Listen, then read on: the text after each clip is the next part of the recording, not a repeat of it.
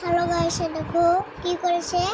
দই গিলাই খই দিছে আর তরমুজে ওই দিছে কলা আর মা ছবি তুলছে আর বাবা তরমুজ খেয়েছে আর আমি তরমুজ খেয়েছি, বাবাও তরমুজ খেয়েছে। আর তোমরা ভালো আছো? ভিডিওতে আমরা চ্যানেল সাবস্ক্রাইব করে দাও। খেতে বসে গেছি।